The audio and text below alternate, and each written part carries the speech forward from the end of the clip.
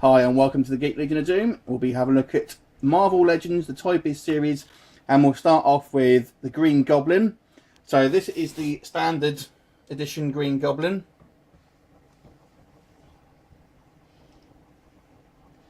And you have the unmasked Norman Osborn figure as the variant.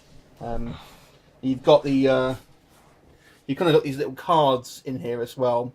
Are these ones, and you also had the builder figure which made to the larger Onslaught figure. So what are your thoughts on the Green Goblin figures? Yeah.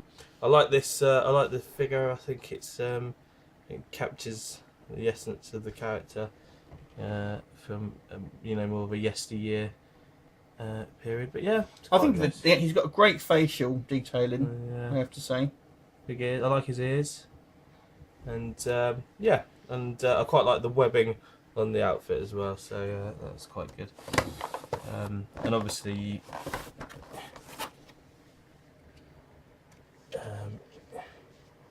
you've got his mode of transport and everything else in there. Back the glider thing. Yeah. Cool. And I quite like his maniacal. I don't think it's as a good face as the other one, but he's got his like comedy hair, which looks kind of like the wrong way cornrows type sort of thing going on there. I don't know what the idea behind that was, and his particularly mental eyebrows. But yeah, it's quite a good figure. I like it.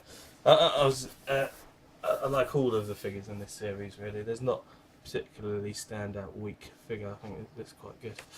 Right. Every fangirl's favourite. So two versions of Loki.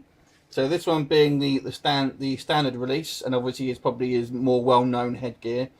Now, if you look at the actual facial hair, he kind of looks quite old. It kind of made him look like an old man in this figure. Kind of got quite a lot of wrinkles. I don't know how well that will come out on the camera there. I don't know how I feel about this figure. I don't like the face on it, to be honest. Even if you look at on the card there, he's kind of looking a lot younger. I think they just made him looking too old. And on the variant figure, I think it's called the Crown of Lies variant. This one, he's obviously got different headgear, which I like even less, I have to say. What about you? Yeah, I like the figure. I think it's a good figure. Yeah, you're probably right about the face actually, but I think. It's nice to see that they've tried to go into a bit more detail. I quite like the moulding on the sword. You're right, I don't really like his head gear and that. I do prefer the traditional horns.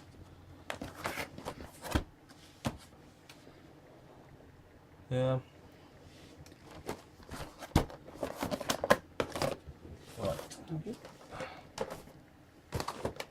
This is probably one of my favourite figures out of all the series. I don't know why, something about it. I just quite like the colouring. I think it looks cool. I think he looks sort of menacing and a bit cheeky in the face. He's a big old figure. Yeah, he's quite a big chunky figure, yeah. There was a variant, I thought. I don't know if it's in there. Oh yeah, there you go. Yeah. Oh yeah, sorry. The variant, yeah. So the variant here is a fairly simple change. They just basically giving him a messed up face. Yeah. It's probably you can make some rude jokes about that figure, I think. What? There's got something all over your face. I'm not gonna, but there you go. Like I said with the other videos, I quite like that when you get the bigger figure. It just seems better value for money for me, and I do like it. It's a decent figure. He's obviously good size. Yeah, he is good. Yeah, and not forgetting the fact that something's happened and he's got a melted green stuff all over his face. The Hulk's obviously been trying to make love to his face. Right. Put it back.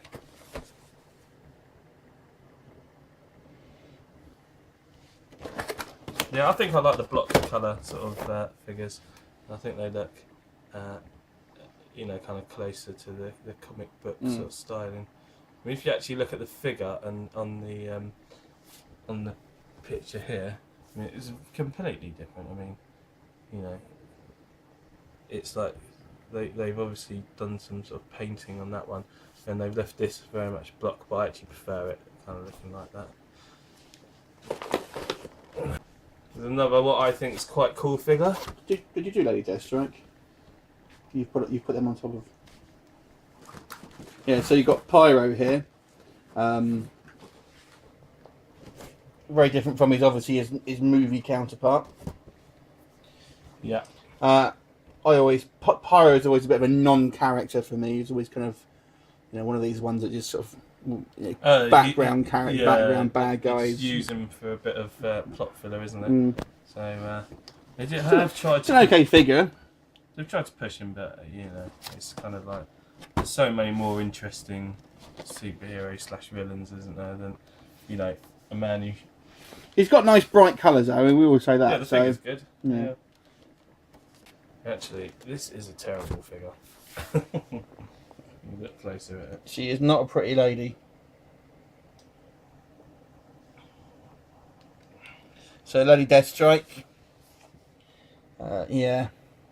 And they kind of made the decision to sort of almost look like she's got 4 arms on this one, but it's actually her sleeves that are kind of going to be like ripping off to reveal like the kind of her metal arms. But I think the figure comes across looking like it's got 4 arms. This is the problem with this one, I think. You're right. I don't like it. No. Face is crap. Yeah, the face is crap, isn't it? Primarily, I mean, the arms are okay, I suppose, but the face is rubbish. I mean, frankly, I'm not too sure about her choice of clothing. I think she needs to get with her girlfriends and do a bit of shopping. Cool. So this is my favourite figure of this series. Black Heart. Yeah, it's cool. Really good detailing. If you look at his skin, they've they've done quite a good job, haven't they? Yeah. All the spiny tendrils coming out of his face. Bit of a tentacle monster thing going on there. So very different from the filmed, obviously, Black Heart and the Ghost Rider film, but this is obviously the classic, comic book version of it. And thus concludes the Onslaught series of Marvel Legends. Thanks for watching, and catch you at next episode.